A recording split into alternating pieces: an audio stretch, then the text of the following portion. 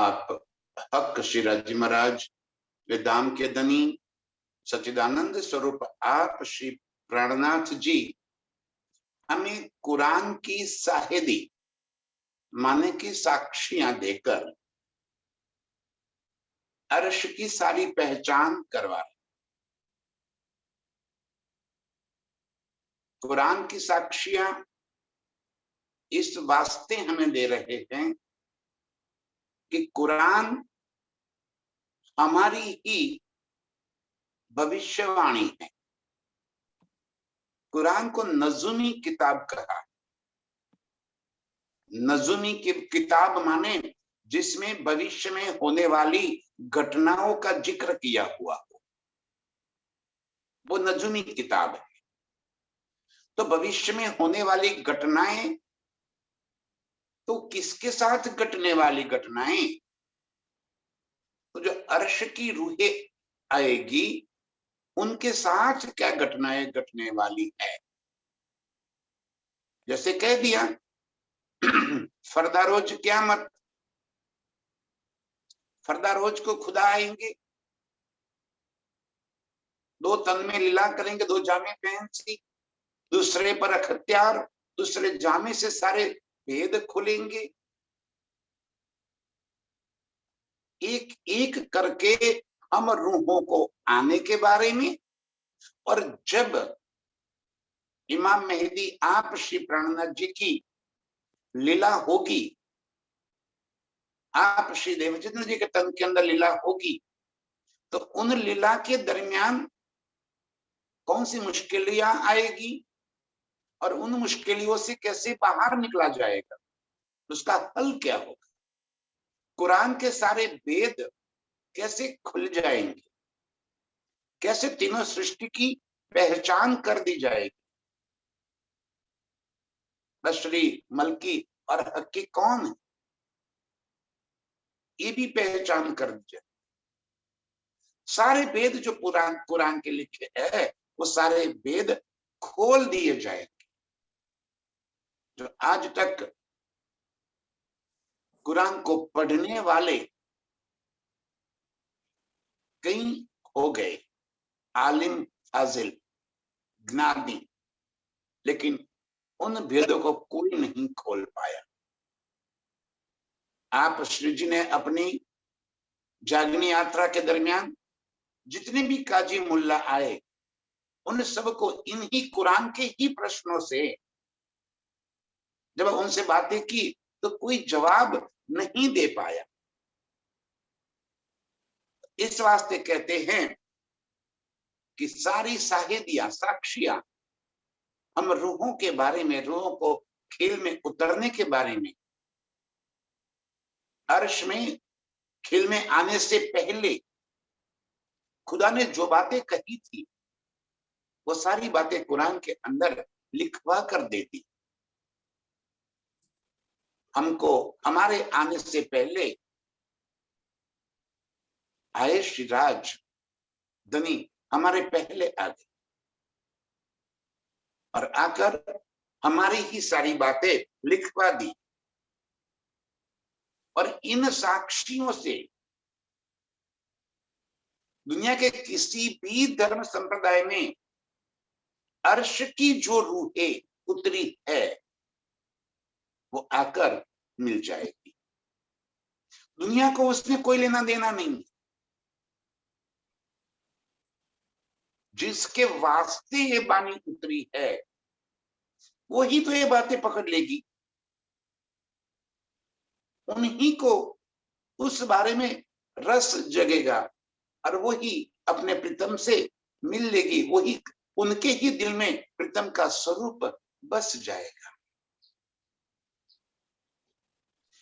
ये बानी, ये शब्द हमारे ईमान को मजबूत करने के लिए आई है। इल्म से ईमान होगा और ईमान से इश्क आए। पहचान होने के बाद दृढ़ विश्वास, पक्का विश्वास। हमारा विश्वास कितना है राज्य के ऊपर? हम कहते कि नहीं, हमें राज्य के ऊपर पूरा विश्वास है। एक छोटी सी कहानी बताऊं। एक बार एक नट ने अपनी नट विद्या दिखा रहा था। रास्ते के दोनों ओर बड़ी बहुमंजिला इमारतें थी। उसने दोनों तरफ की इमारतों के बीच में रस्सी बांध दी। बीच में रास्ता पड़ रहा था, 50-60-100 फुट का रास्ता, दोनों तरफ इमारतें, और दोनों इमारतें के छोर पर उसने एक रस्सी टांग दी और फिर अपने बेटे को अपने कंधे पर बिठाकर वो नट ने हाथ में एक बंबू के सहारे अपनी नट विद्या को दिखाते हुए उस रस्सी को पार कर दिया। इस इमारत से सामने वाली इमारत तक वो पहुंच गए। देखने वाले बहुत एक्साइट थे, बहुत तालियां बजी, बहुत तारीफें की, कई फोटो खींचे गए। जब वो नट नीचे आया, उसको फूल मालाएं डाली गई। अब वो नट कहता है, क्या आपको विश्वास है मैं फिर से इस इमारत से उस इमारत तक वापिस भी जा सकता हूं? सबने एक आवाज में कह दिया कि हाँ, हमें विश्वास है कि आप एक बार इस इमारत से इस इमारत तक पूरा रास्ता सलामत रूप से काट चुके, अब फिर भी कर सकते हो, हमें विश्वास है। तब नट कहता है, यदि आपको विश्वास है मुझ पर, आप में से किसी एक का बच्चा मुझे दे दो, उसे मैं कंधे पर बिठाकर फिर इस इमारत से उस इमारत तक चला जाता हूं।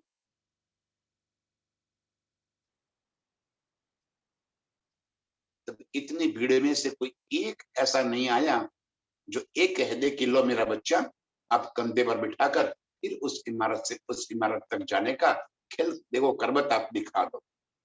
नोबडी, एक भी व्यक्ति तैयार नहीं।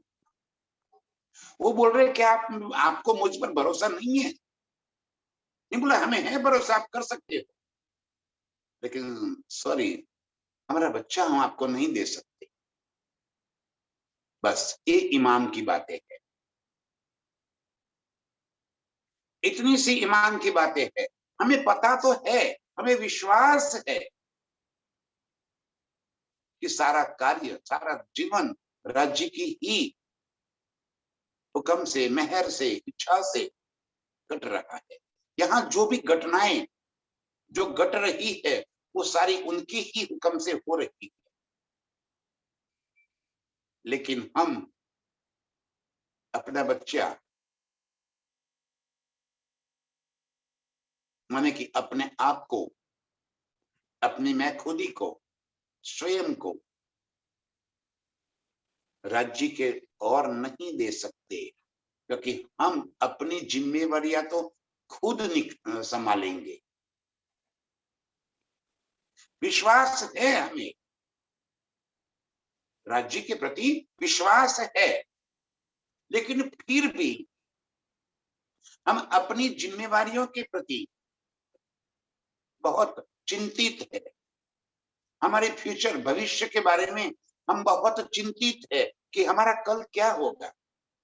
अरे भरोसा है जब हमें अपने प्रीतम के ऊपर कि वो जैसे भी रखेगा, वो हमें अपनी नजरों से दूर नहीं करने वाला, फिर हमें क्या फिक्र। लेकिन ना, हमें विश्वास तो है राज्य के प्रति,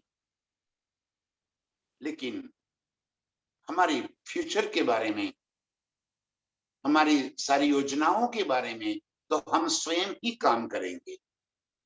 वो विश्वास नहीं है कि वो सारी नौका हमारा प्रीतम पार कर देंगे, हमारी जीवन नैया पार कर देंगे ना, वो तो हम स्वयं कर लेंगे।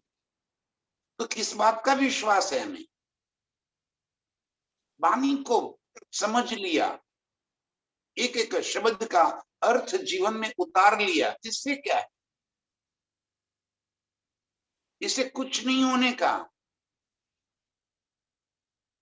ये तो बुद्धि का विलास हो जाएगा, बुद्धि का विलास।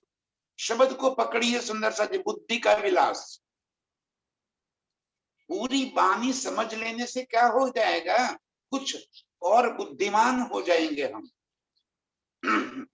बढ़ा चढ़ाकर हम बातें करने के लिए योग्य हो जाएंगे हम। कुछ और नए तरीके से, कुछ और चिकनी चुपड़ी बातों से हम और अधिक लहजे से हम राज्य को जाहिर करेंगे, बातें करते रहेंगे। ये हो सकता है इस शब्द पकड़ने से। इससे कुछ नहीं होने का। इससे स्वयं का क्या होगा? कुछ नहीं। वाणी हमारे ईमान को दृढ़ दृढ़ करने के लिए आई है, और ईमान दृढ़ होने से ही इश्क प्यार में परिवर्तित हो जाएंगे। तब हम डूबेंगे। डूबना कोई आसान काम थोड़ी है। डूबना शब्द बोल दिया तो क्या डूब जाएंगे? ना, अर्श का सारा नजारा, मेरे प्रीतम का स्वरूप दिल के अंदर चुभे, उसी में हम एकाकार हो जाए। डूबना वो है। जैसे भी बातें चल रही थी उनकी, फुलबाग की, पाट घाट और अपने लाल चबूतरे की, तो स्वयं को वहीं पे महसूस करें और वहां की लीला का आनंद इन शब्दों से परे होकर आपके दिल के अनुभूति के माफिक उसका रस लेना है। इसे डूबना कहा है। इल्म से ईमान और ईमान से इश्क। बेशक इल्म हो जाए। धनी जी फरमा रहे कि और भी शाहिदी फरमान में, इतनी शाहिदियत दे दी, और भी अधिक पड़ी है। कोई बात धनी ने छिपाई ही नहीं है। कौन सी और अधिक शाहिदी बता रहे? ये 14 तबक जरा नहीं। धनी जी फरमा रहे हैं कि एक और शाहिदी साक्ष्य सुन लो कि जिस ब्रह्मांड को आप पकड़ के बैठे हो, जिसे 14 लोक की हमने बता दी कि इतने इतने विभाग है यहाँ पे, वैकुंठ से लेकर मृत्यु लोक तक, अभी ये भी किसी को पता नहीं है कि 7 पाताल कहाँ है और ये ऊपर के 6 लोक है कहाँ। बस कहीं शास्त्रों में पढ़ी लिखी बातें, कहीं वेदों में, कहीं पुराणों में, उनमें लिखी हुई बातों के आधार से हम इस 14 लोक का अपनी बुद्धि से वर्णन करते हैं। अपनी बुद्धि से जब हक इल्म से उसको खोलेंगे और समझेंगे, तब उससे कुछ और ही प्राप्त होगा। कहाँ है पाताल? नीचे माने कहाँ? 6 लोग ऊपर माने कहाँ? और 7 लोग नीचे। नीचे कहाँ? ये पृथ्वी के नीचे। और पृथ्वी के नीचे माने कहाँ? ये तो अंतरिक्ष में अटकानी। कभी ये तो सोच लीजिए ये पृथ्वी है कहाँ? ये तो अंतरिक्ष में घूम रही है, या के आगे पीछे, या के कोई अटकाव नहीं, ये तो अंतरिक्ष में अटका नहीं। अब जब अंतरिक्ष में कोई गोल गोल घूम रहा है तो उसके ऊपर कहाँ, नीचे कहाँ? न कुछ ऊपर हो सकता है, न कुछ नीचे हो सकता है। तो ये 14 लोक है कहाँ? कहाँ है वैकुंठ, कहाँ है स्वर्ग, और कहाँ है पाताल? बस ये बात धनी जी फुरमा रहे हैं। और भी साहेब फुरमान में तबक 14 जरा नहीं, इसका कोई अस्तित्व ही नहीं है। और हम इसलिए उसको मैं आगे यहाँ पे नहीं ले रहा हूं कि उसे समझने से हमें क्या है, हमें क्या समझना है उसमें, फिर बुद्धि का विलास करना है। मैं समझा दूंगा उससे, उससे भी क्या होगा, 1 घंटा और खाता खराब हो जाएगा हमारा, यही समझने के लिए कि पाताल कहाँ है और वैकुंठ कहाँ है। और उसमें से हमें क्या लेना है, कुछ भी नहीं, सिर्फ बुद्धि का विलास होना है, वो नहीं करना है। धनी जी ये कह रहे हैं और भी साहेदी फुरमान में ये 14 तबक जरा नहीं, उसको नाम दे दिया है मैंने कि ये 14 लोक का ब्रह्मांड है, हकीकत में कुछ है ही नहीं। ऐसे को न तो 14 लोक है, न इस ब्रह्मांड का कोई अस्तित्व है। और हम तो इसी को सत्य मान के उसमें लगे हैं। ये देह के प्रति भी हम कितने लगाव लेकर बैठे हैं, और इस संसार के प्रति भी हमारा इतना ही लगाव है। ये देह की कोई अस्तित्व नहीं है, न ये 14 लोक का कोई अस्तित्व है। ये बात धनी जी कह रहे, कुरान ने मैंने पहले से ही लिखवा दिया है। खेल नाम धर्या सब कहने को, ये जरा नहीं अर्श माहे। एक खेल नाम धर्या कहने को, बस ये 14 लोक सिर्फ कहने को, ये ब्रह्मांड सिर्फ कहने को, कहने के लिए है नहीं, न कोई उसका अस्तित्व है, न उसकी कोई आवश्यकता है।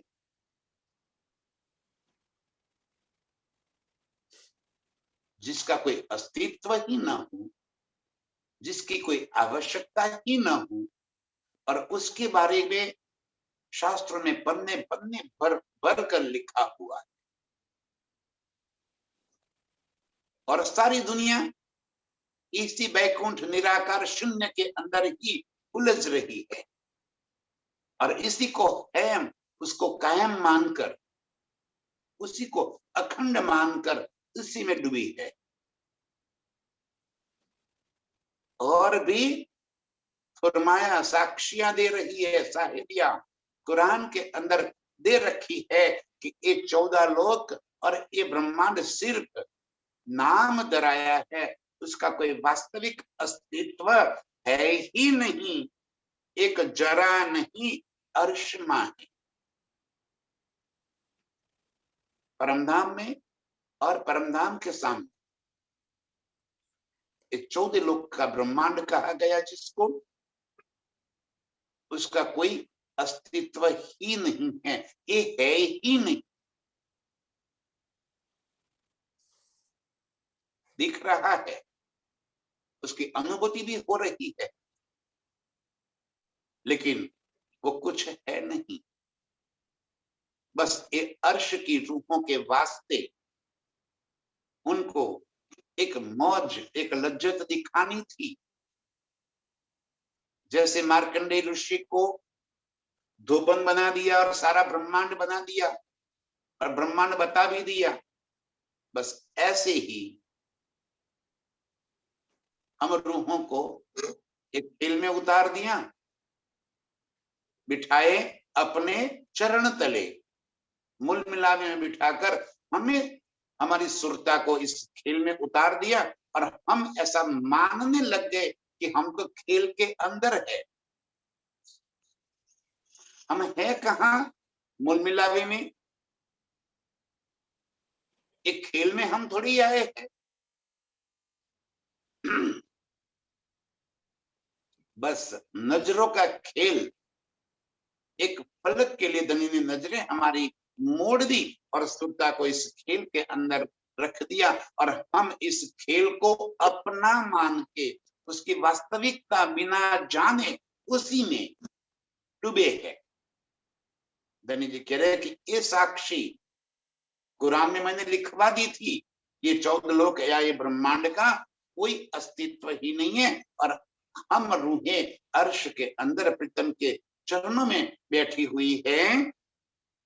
और ठौर न कहो अर्श बिना, अर्श न कहो इंतहाए। एक अर्श के सिवा और कुछ है ही नहीं।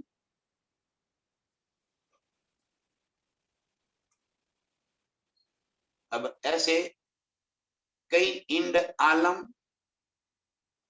अक्षर के पांव पल में पैदा हो और फना हो जाते हैं।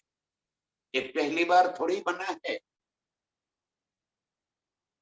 क्योंकि ये अक्षर की लज्जत है, उनका चरित्र है, उनकी लीला है। जैसे हम रूहों की लीला है,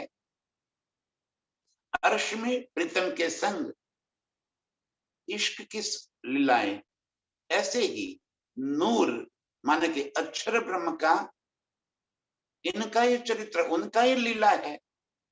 ब्रह्मांड को पल में बिन बनावे, खिन में मिटावे। क्यों? बस ऐसे ही चरित्र उनका, बिना वजह, कोई कारण नहीं, इसलिए बाल चरित्र कह दिया उनका। बच्चा कोई काम करता है तो क्यों करता है? कोई मोटिव नहीं, कोई उद्देश्य नहीं होता है उसका, फिर भी वो बनाता है, तोड़ता है, बताता है, तोड़ता है। बस ऐसे ही इसलिए धनी ने कह दिया कि अक्षर ब्रह्म बाल चरित्र है, तो किशोर अवस्था में। बाल चरित्र का मतलब क्या? वो लीला को कह दिया कि वो ऐसी बिना वजह की तो लीला होती है, बच्चे बस जो कर रहे हैं वो बिना वजह से होता है। ऐसे ही ब्रह्मांड बनाना मिटाना, जिसका कोई अस्तित्व ही ना हो, कहाँ बनेगा? अक्षर के मन के अंदर। और मिटेगा कहाँ? अक्षर के ही मन के अंदर, अव्याकृत के अंदर बनना और मिटना।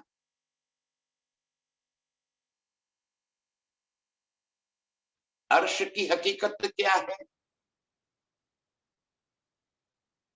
मेरे प्राण प्रीतम वल्लभ के दिल के भीतर के जो अनंत भाव पड़े हैं, मारिफत का दिल ही जो व्यक्त हो गया, वो हकीकत है, वो वास्तव है।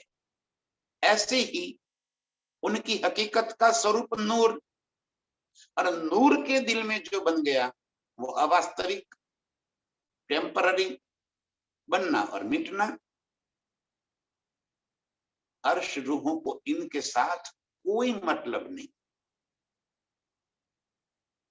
अर्श की रूहों को इस खेल से कोई लगाव नहीं।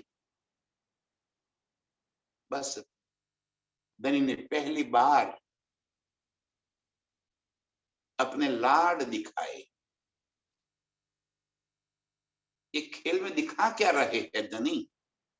जब ये पॉजिटिव थिंकिंग, अपना अपना सोच को जरा और अधिक प्रीतम की ओर मोड़ देंगे, तब ये समझने कि दुख रूपी खेल नहीं है, ये तो प्रीतम के लाड है। वो लाड की वजह से ही हम इस खेल को दिखा रहे हैं।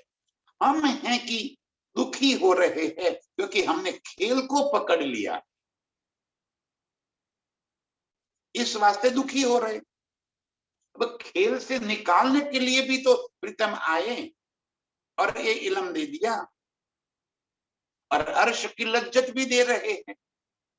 अब हम क्यों खेल को पकड़ के बैठे हैं? हम यदि अर्श की लज्जत को पकड़ लेवें तो खेल खेल उसकी जगह रह जाएगा, और हम तो तुरंत ही अर्श की लज्जत में मस्त हो जाएंगे।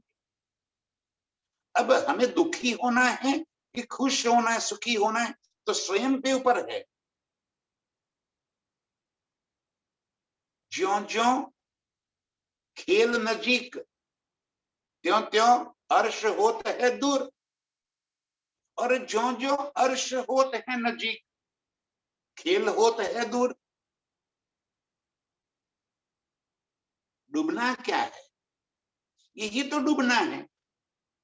यदि हम खेल में डूबे हैं तो खेल नजीक है, यदि हम अर्श में डूबे हैं तो अर्श नजीक है। हम कभी प्रीतम के स्वरूप को दिल में बसाने का ख्याल क्यों नहीं करते? हम कभी अर्श के 25 पक्षों में कई प्रकार के रसानंद का, उस आनंद में डूबने की कोशिश क्यों नहीं करते? यही तो सुख है। अब हमें दुखी होना है तो सुखी कौन कर सकता है? हमें ही खेल को पकड़ के रखना है। बस हमें ही ये खेल के मैं, मेरा परिवार, मेरी प्रतिष्ठा, मेरा धन, मेरा मेरा मेरा मेरा करते रहो, मेरा मेरा मेरा। कौन रोक सकता है आपको? होते रहो दुखी। धनु जी कह रहे कि मैं सुखी अर्श की खुशी देने के आया, अर्श की लज्जत देने के लिए आया। लगोगे दुख को, दुख तुमको लाग सी, और लगोगे अर्श को तो दुख दुर्भाग सी। इतना ही तो करना है। खेल नाम धराया सब कहने को,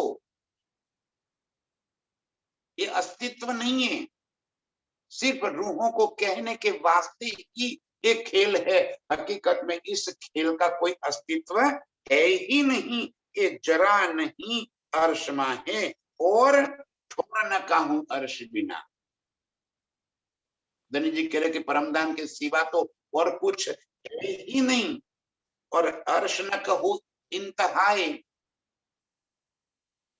अर्श का कहीं अंत नहीं है। वो बेहद है, अनंत है, बेशुमार है।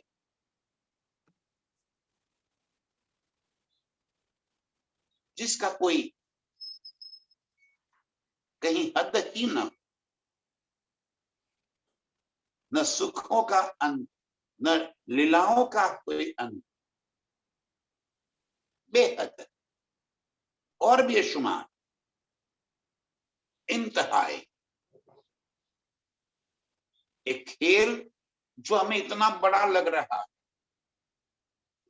उसका कोई अस्तित्व ही नहीं है, और अर्श उसका कोई हद नहीं है। बेहद बेशुमार सुख अर्श के अंदर भरे है। एक अर्श के सिवा और कोई चीज का अस्तित्व ही नहीं है। जो आप कछुए है नहीं, तिन क्यों अर्श नजरो आए। जो आप कछुए है नहीं, जो संसार का अस्तित्व ही नहीं है, और उसी संसार के अंदर पैदा हुए जीव सृष्टि का भी अस्तित्व नहीं होता। जैसे जल बतासा, जल के अंदर जितने भी हवा के बुलबुले बन जाते हैं, और उन बुलबुलों का कोई अस्तित्व नहीं होता। दिखते तो है बुलबुले, लेकिन उनका कोई अस्तित्व नहीं होता। वो बच्चे जब जल के अंदर, पानी के अंदर डिटर्जेंट मिलाकर फिर हवा से इधर फूंक लगाते हैं, कितने कितने बुलबुले एक साथ, कई बुलबुले, हजारों बुलबुले उठ जाते। हवा में लहराते घूमते फिरते, अस्तित्व उनका होता ही नहीं। बस ऐसे ही इन 14 लोक का कोई अस्तित्व ही नहीं। अब जो अस्तित्व ही नहीं है, उनके अंदर जो पैदा फना होता है, वो अखंड को कैसे देख पाएगा, वो अखंड की पहचान कैसे कर पाए? जिसका कोई अस्तित्व, जिसका कोई अपना निज स्वरूप ही नहीं, वो अखंड को कभी भी नहीं देख सकता। दिन क्यों अर्श नजरों आवे, उनकी नजरों में, उनके दिल में अर्श की लज्जत, अर्श का स्वरूप कैसे आ सकता है, जिनका स्वयं का कोई अस्तित्व ही न हो। ये अर्श की लज्जत, ये अर्श के सुख हम रूहों के वास्ते, जो है, जिनका मूल स्वरूप है, जिनका अस्तित्व है, वो ही इन अर्श के सुख ले पाए। बाकी दावा तो सारी दुनिया ले लेगी ब्रह्म सृष्टि का। जिनको भी पता चले कि अरे ये तो सर्वश्रेष्ठ है, सबसे अच्छा है, वो तो दावा ले लेंगे। लेकिन सिर्फ दावा लेने से क्या हो? जिनके अंदर ये समझदारी है, वो तो दावा भी नहीं ले पाए। जो अपने आप को निरखते हैं, देखते हैं, अरे हम तो कुछ भी नहीं कर रहे, तो दावा भी नहीं ले पाए। और कुछ को ऐसा लग रहा है कि हम तो दान पुण्य करते हैं, हम तो फला काम करते हैं, हम तो सेवा करते हैं, ठीक है, उससे क्या? जब लग हक सूरत दिल में चुभे नहीं, प्रीतम का स्वरूप जब तक दिल में चुभे नहीं, अर्श की इन सुखों की लज्जत दिल में आवे नहीं, तब तक अर्श के क्यों कहे? कैसे कह सकते हो कि हम अर्श के है? तो लज्जत आनी ही आनी है। जो है ही नहीं, तनी जी कह रहे हैं, जो आप कछुए है नहीं, तिन क्यों अर्श नजरों आवे, उनको अर्श कैसे नजर आ सकता है, उनको अखंड के सुख कैसे उनके दिल में आ सकते हैं? कितना भी कोशिश कर, वो कभी भी अर्श के सुख को अपने दिल में नहीं पा सकेंगे। ए अर्श देखे रूहा मोमिना, जो उतरे नूर बिलंद से। इन अर्श के सुख देखे रूह मोमिन, अर्श की जो रूह है, इस खेल के अंदर उतरी है अपनी सुरता से, उनको ही अपने निज स्वरूप की पहचान होगी, उनको ही अपने प्रीतम की पहचान होगी, उनको ही अर्श की पहचान होगी, और वो ही ये सुख की लज्जत ले पाएंगे। बिल्कुल साफ शब्दों में हम रूहों की पहचान धनी ने करवा दी। सिर्फ दावा लेने से हम सब सुंदर साथ तो बन गए। कैसे?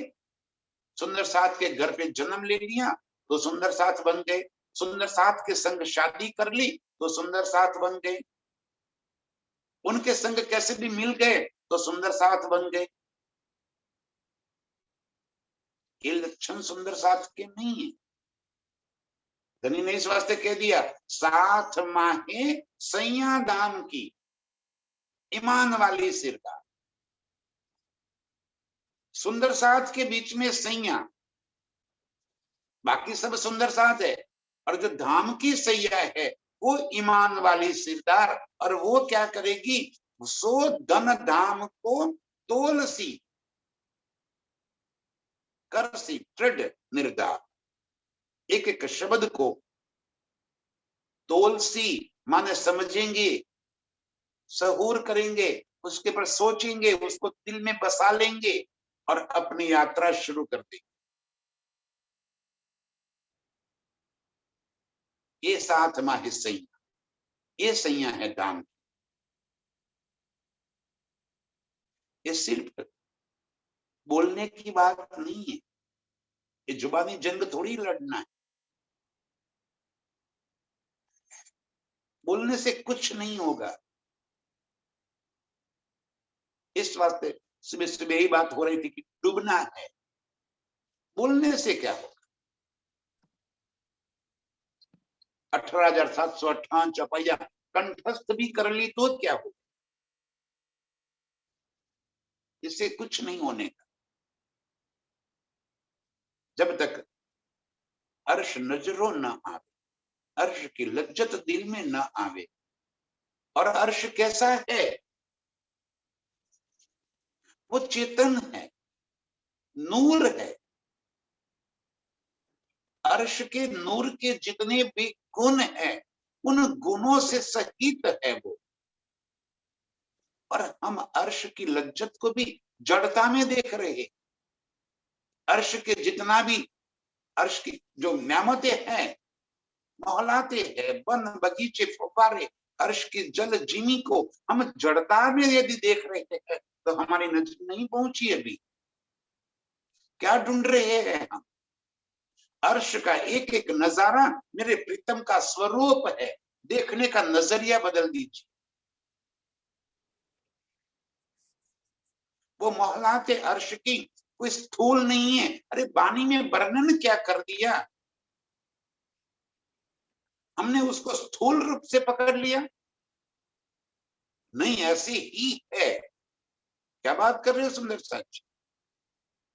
अरे आपके चित्त चाहता है, अर्श की एक एक न्यामत जैसी रूहें चाहती है वैसी है। जो स्थूल होती है, तो जड़ होती है, वो वैसी की वैसी रहेगी, उनमें कोई परिवर्तन नहीं होगा। जबकि अर्श का नजारा तो चित्त चाहे। और किसके चित्त चाहे? हम रूहों के वास्ते तो है। जरा दिल में ये बात को आप कैसे समझाऊं मैं, क्यों नहीं बस रही है? अर्श की कोई भी मोहलात या कोई भी न्यामत स्थूल नहीं है। जड़ता से उसको मत पकड़ो, वो जड़ है ही नहीं, चित्त चाहा स्वरूप है। पशुओं का, पंछियों का, मोहलातों का, वन का, बगीचों का, जहां आप जैसा देखना चाहती हो। और वो भी कैसे? क्योंकि मेरी खिलवत है। अर्श कोई पिकनिक पॉइंट थोड़ी है कि यूं उठाकर थैला भर के चल दिए और पिकनिक करके वापिस आ गए।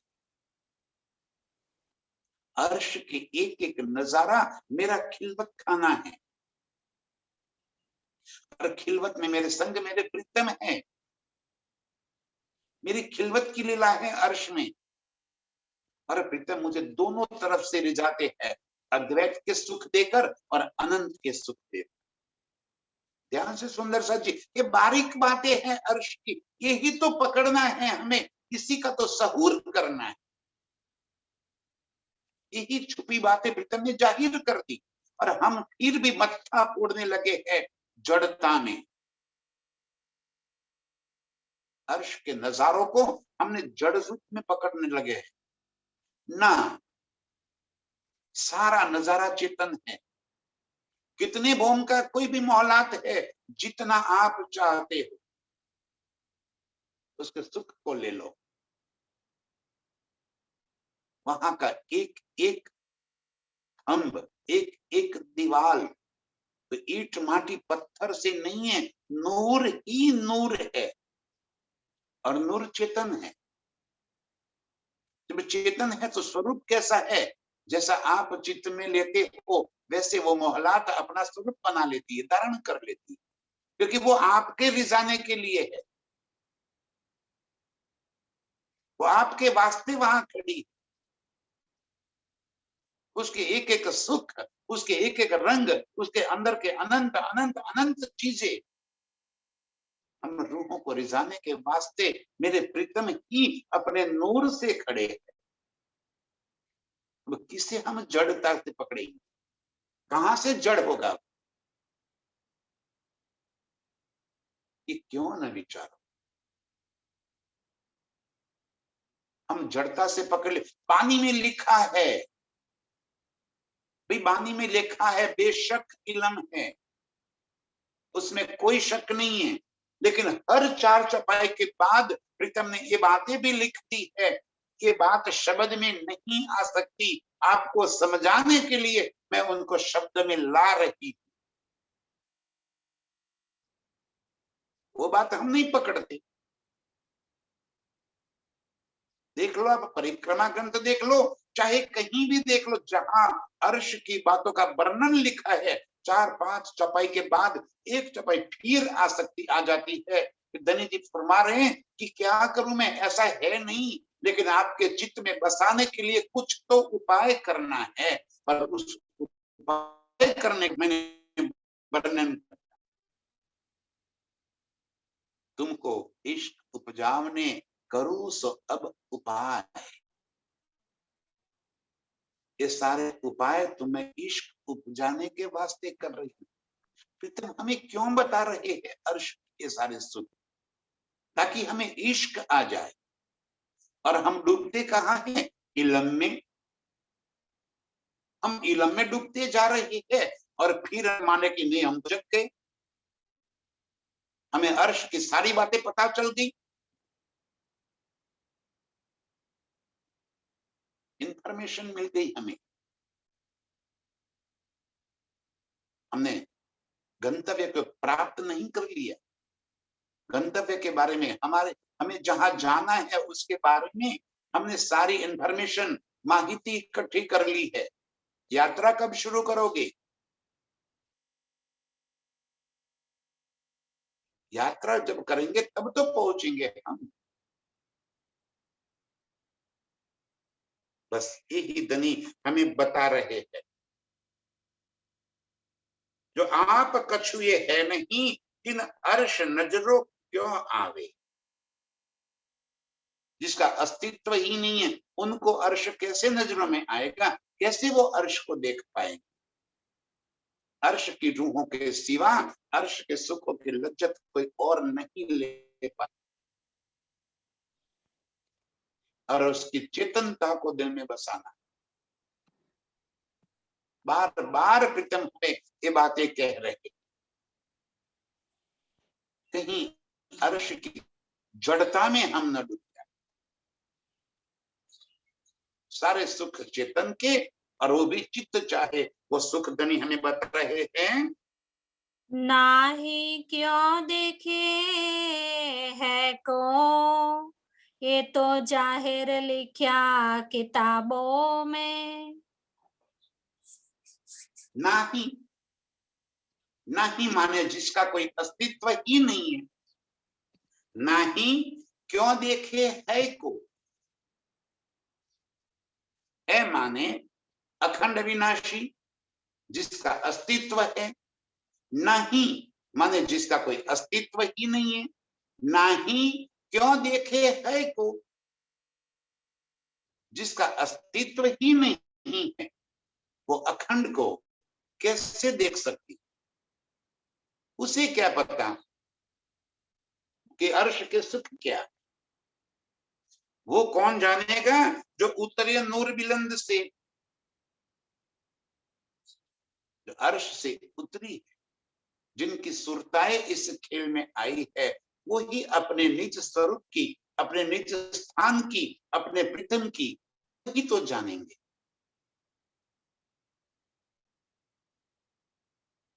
अर्श देखे रूह मोमिन, मोमिनों के सिवा, जो अर्श से उतरे हैं उनके सिवा ना ही क्या जाने है कि दुनिया क्या जाने कि वो अखंड विनाशी परमधाम क्या है, वो बेसुमार क्या है। वो इंतहा क्या है? बेइंतहा। अर्श की बातों को शुमार में नहीं आ सकती, वो बेशुमार बेशुमार बातें। और वो जानेंगे कौन? अर्श की रूहें जो उतरी नूर बिलंद से, जो अर्श से आई है, वो ही तो इन सुखों को लेगी कि लिखा जाहिर किताबों में। कहते शास्त्रों में मैंने एक बात लिख दी है, अर्श की रूहों के सिवा न तो अर्श के बारे में किसी और को पता चलेगा, न कोई अर्श का सुख ले पाए। बाकी शब्द में उलझते रहेंगे, और जो अर्श की रूहें हैं वो शब्द से आगे शब्दातीत को पकड़ लेगी, और शब्दातीत की लज्जत में डूब जाए। जहां जैसा जिस स्वरूप का जिस प्रकार का सुख धनी हमें देना चाहते हैं, वैसा ही हमारे दिल के भीतर चाहते हो जाती है। और जैसे हमारे दिल के भीतर चाहते होती है, वैसा ही स्वरूप सामने खड़ा हो जाता है। ये भी हक हुक्म की बारीकियां है। हम मान लिया अर्श में, हम भी यही गलतफहमी में थे कि हमारे दिल में जो बात आई वो ही बात बन गई, वैसे ही लीला हो गई, आगू से हो जाती है, हम बोले उससे पहले हो जाता है। क्यों? यही वहदत के सुख है कि जो बात प्रीतम अपने दिल में लेते हैं, वो बात हमारे दिल में आ जाती है, और हमारे दिल में आने से पहले ही प्रीतम वो स्वरूप धारण के खड़े हो जाते हैं, और हम रूहों को रिझाते। इस शब्द से परे के सुख हम रूहों के सिवा और कोई नहीं ले पाएगा। ये बात भी कहते हैं, मैंने अगा पहले से लिखवा दी है। बन जा पोत फूल आकाश और शशिक सिंह। एक खेल कैसा है? तो कहते हैं बन जा पुत्र।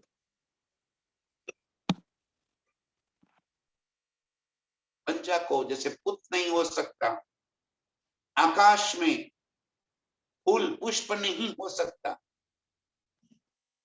पुष्प जमीन में पौधे पे लगेगा, आसमान में फूल कहां से लगेगा? और जैसे शशिक सिंह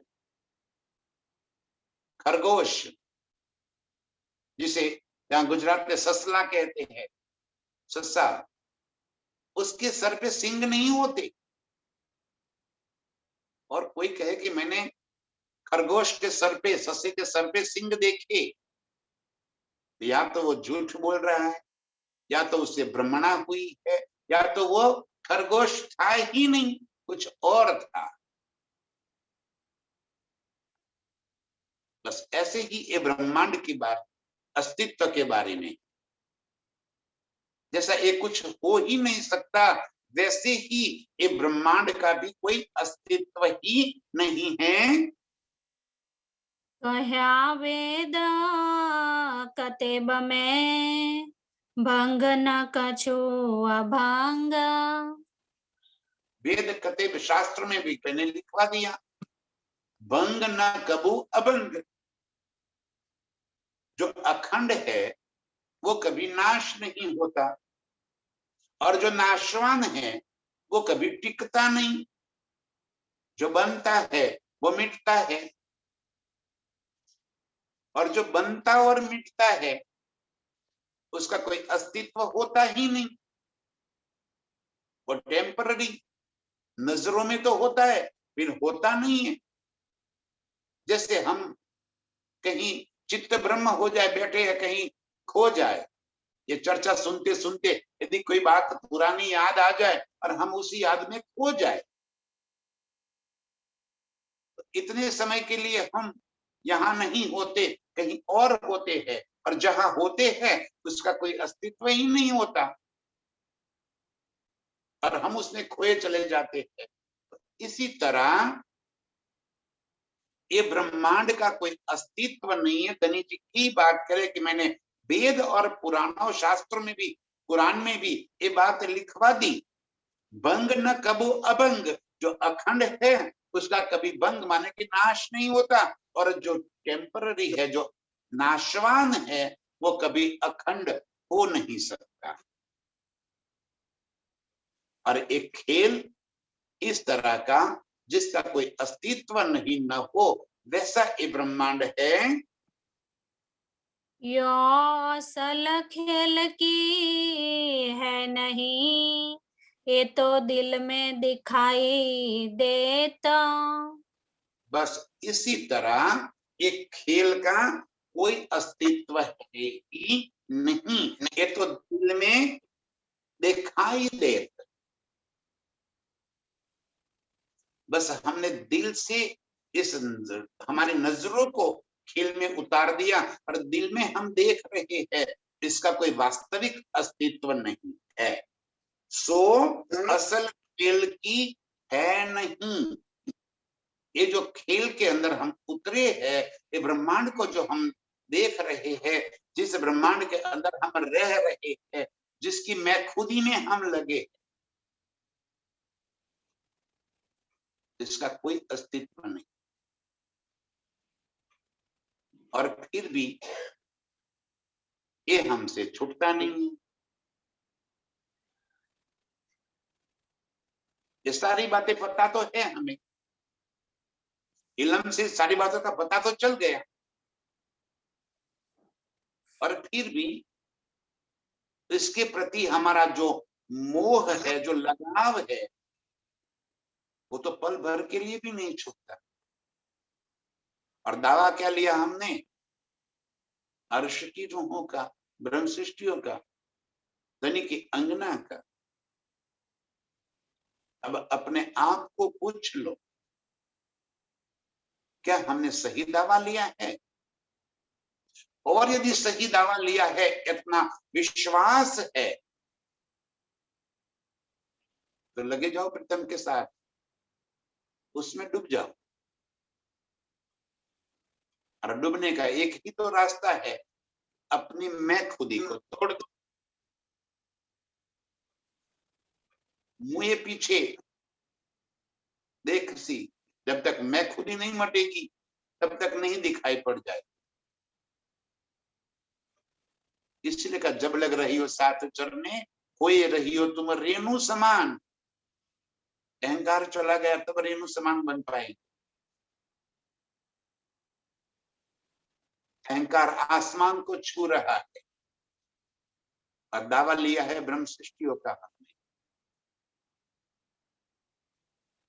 मैं खुद ही तो आसमान को छू रही है, मेरे से बड़ा तो कोई हो ही नहीं सकता, क्योंकि हम तो ब्रह्मांड रहेगा तब तक रहने वाले हैं, अनंत काल तक। ऐसा लग रहा है मरना ही नहीं है, मैं तो,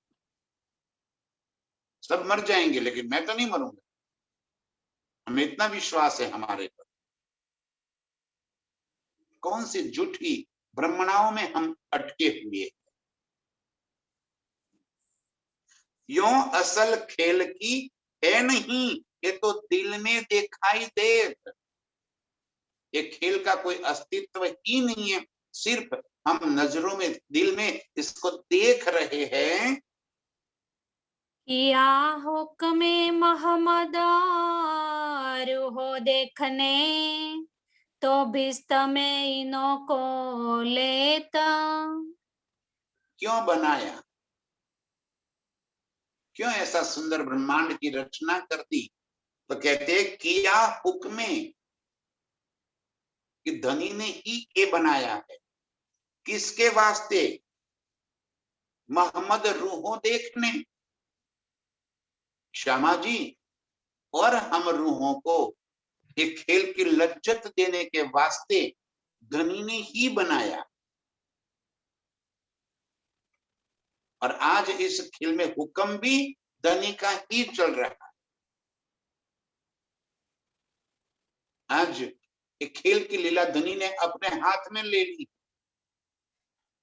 और हम रूहों के दिल को अर्श बनकर, अर्श बनाकर आप बैठ गए। किया हुक्मे मोहम्मद रूहों देखने, हम रूहों को दिखाने के वास्ते इस खेल की रचना स्वयं धनी के हुक्म ने कर दी है, और इस वास्ते इस खेल को भी अखंड करना है। इस सपन को सत्य कर देना है। आपकी बरकतें रूहों की वजह से आज खेल को भी विश्व में अखंड होने का मौका मिलेगा।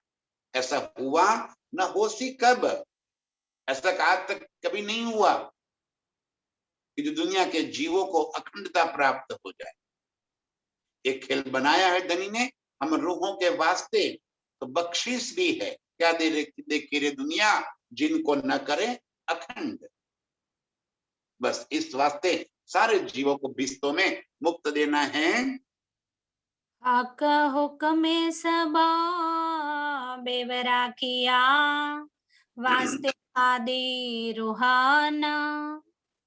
हक हुक्मे सब बेवरा किया। धनी जी कह रहे हैं कि उन एक धनी के हुक्म ने ही यहाँ पे आकर इन सारी चीजों का खुलासा कर दिया।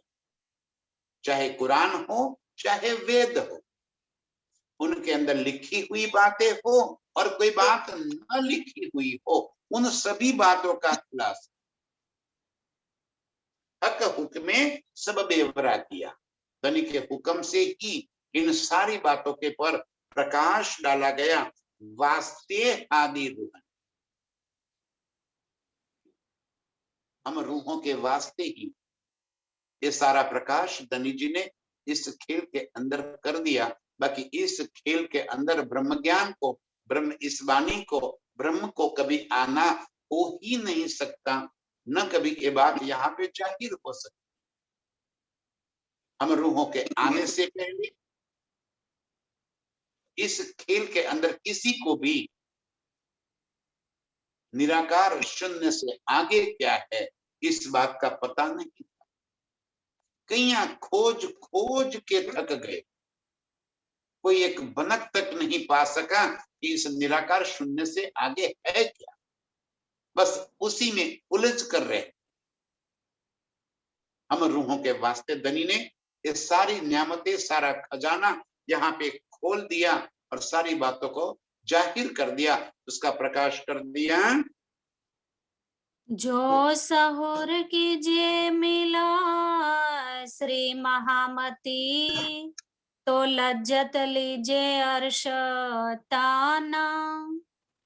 अब जो सहूर कीजिए मिल महामती, धनी ने बताए हुए इस रास्ते को, इन विचारों को धार करो, इन शब्दों को दिल में धारण कर लो। सहूर करो माने क्या, इसकी समझदारी दिल में धारण करो। एक शब्द के अर्थ समझना और सहूर करना माने कि उस शब्द को अर्थ दिल में धारण करके अपने आप को उसमें समाहित कर देना। सहूर करना, उसकी वास्तविकता को दिल में उतार लेना। जो सहूर कीजिए मिल महामत, हम सब रूहें राज्य की इन वाणी को, इन विचारों को हम एक साथ मिलकर उसको सोचे समझे तो लज्जत लीजिए अर्श तन, तब हमें अर्श के तनों से, अर्श के सुखों की, अर्श की लीलाओं की लज्जत दिल में आएगी, तब हम डूबेंगे। डूबना तो है ही हमें, अर्श के सुखों को ही दिल में धारण करना है। ये वाणी इस वास्ते आई, ये वाणी कोई हमें यहाँ पे पंडित ज्ञानी बनाने के लिए नहीं आई। ये वाणी हमें इश्क में डुबाने के लिए आई। धनी ने अपने रूहों को फिर अर्श के सुख देने के वास्ते ये वाणी को लेकर आए। और अब हमें इनके एक एक शब्द को सहूर करते हुए, दिल में उतार देते हुए अर्श तन से अर्श के सुख को डूब जाना है। उसी सुख में हमें मस्त हो जाना है, अर्श की लज्जत लेनी है। बस ऐसे ही इन शब्दों में डूबकर, इस वाणी के सहारों लेकर अर्श में, अर्श के सुखों को दिल में धारण करने वाली सभी रूहों के चरणों में कोटि कोटि प्रणाम। प्रणाम सुंदर। तो